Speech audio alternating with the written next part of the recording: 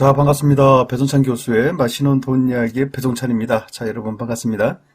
한국은행에서 기준금리를 또 인상하였죠. 2021년 7월 달에 0.5%의 기준금리였죠. 지금 생각하면 참 저렴하다. 기준금리가 진짜 0%대의 그러한 기준금리에서 올해, 즉 2021년 1월 달에 오늘 또 한 번 기준금리가 올라서 현재는 1.25%까지 상승하게 되었죠. 이를 그래프로 살펴보면 다음 화면과 같은데요. 작년 6월달, 7월달까지만 하더라도 기준금리는 0.5% 말 그대로 0%대 기준금리였죠. 그런데 작년 8월과 11월 그리고 올해 각각 0.25%씩 상승하여 현재는 1.25%가 된다는 거예요. 이처럼 기준금리를 한국은행에서 올리는 이유 간단하죠. 첫 번째로 본다면 미국발 금리 인상 예정인데요. 지난달 미국의 소비자 물가 상승률이 무려 7%나 됐다는 거죠. 물가 상승률이 7%, 어마어마하죠. 이는 1982년 6월달 이후 최대 폭으로 상승했다는 겁니다. 40년 만에 물가 상승률 최대치를 기록하였다는 거죠.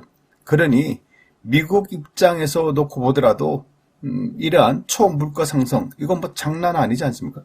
따라서 미국에서는요, 물가 상승에 따른 재정 정책으로 본다면 긴축 재정을 필 수밖에 없겠죠. 또한 중앙은행인 연방준비제도는요, 금융정책으로 3월달부터 금리를 인상하겠다는 겁니다. 적게는 3회, 많게는 4회에 걸쳐서 미국에서도 드디어 금리 인상을 단행한다는 거겠죠. 그만큼 소비자 물가 지수가 너무 급등을 하였다. 소비자 물가 지수가 이처럼 급등을 하니까 부동산 가격 또한 급등을 한 거 아니겠습니까? 따라서 미국은 이제 재정 정책과 금융 정책을 통해서 소비자 물가 지수와 부동산 가격을 안정시키기 위해서 금리 인상과 긴축 재정을 단행했다라고 봐야 되겠죠. 그리고 기준금리 상승 이후 두 번째로 본다면 국내 소비자 물가인데요.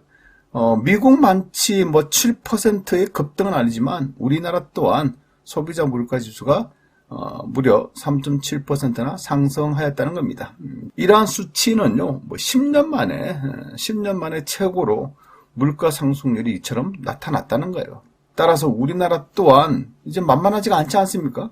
소비자 물가 지수가 이 정도로 급등했다. 그러한 이야기는 부동산 가격 또한 그동안 급등을 했다라고 이렇게 볼 수도 있겠죠. 기준금리 상승 이후 세 번째로 본다면 가계부채 약 1845조나 된다는 거예요.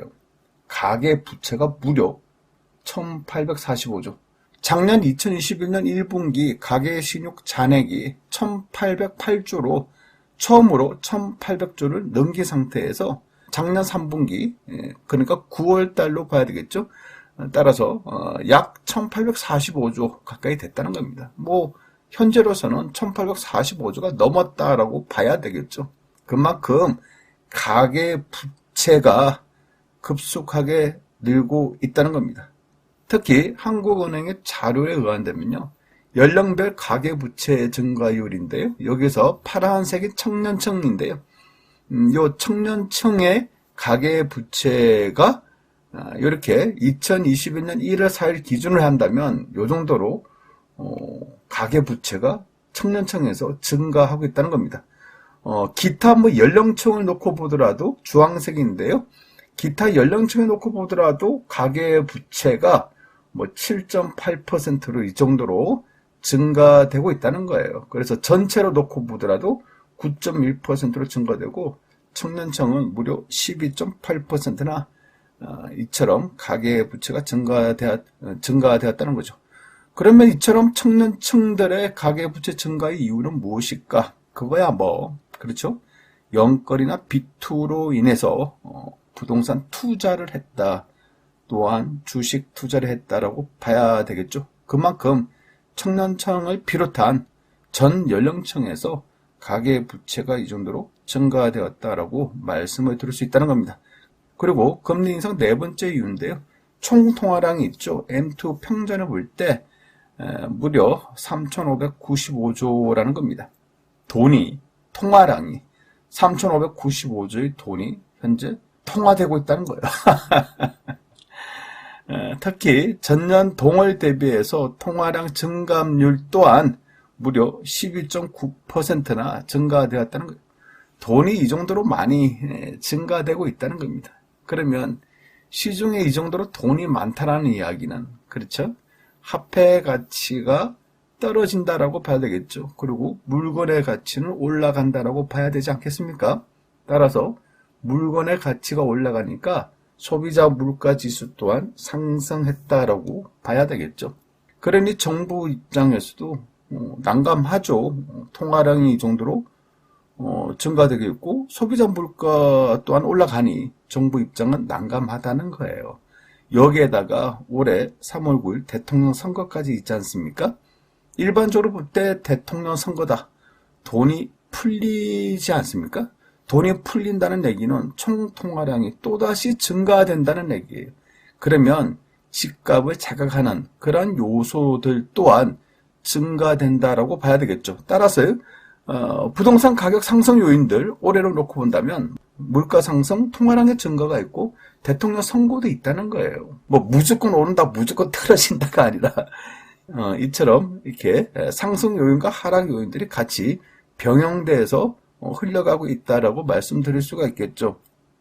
따라서 정부 입장에서는요, 부동산 가격 상승을 막기 위한 부분도 있다는 거예요. 따라서 최종적인 목표는 제가 보는 관점에서는 부동산 가격 안정화를 위해서 금리 인상을 연속으로 단행한 것으로 이렇게 볼 수가 있다는 거죠. 결국 이러한 금리 인상의 결과 한국은행에서는요, 기준금리 인상으로 자영업자 등 취약계층의 이자 부담액이 기준금리 같은 경우 0.25% 인상이라면 3조 2천억 원이라는 이자 부담이 증가된다는 겁니다. 그러면 작년 8월 달부터 올해 1월 달까지 기준금리가 0.75%가 상승한 결과 따라서 이자 부담액이 9조 6천억이라는 돈이 증가되었다는 겁니다. 그러니 이거는 뭐 부담이 안 될 수가 없는 그런 금액이라고 봐야 되겠죠. 그리고 앞으로도 또한 금리 인상이 이루어진다면 이러한 부분이 문제라는 거죠.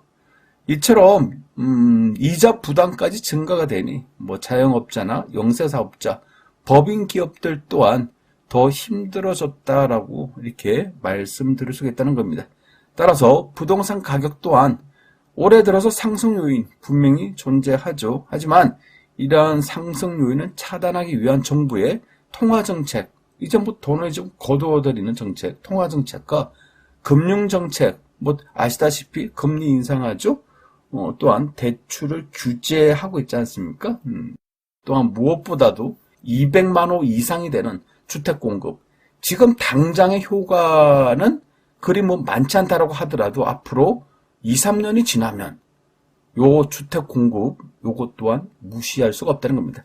따라서 현재의 집값이 다소 주춤하는 이유, 그러한 이유가 이러한 요소들에 의해서 집값이 좀 안정화되고 있다라고 말씀을 드릴 수가 있다는 겁니다.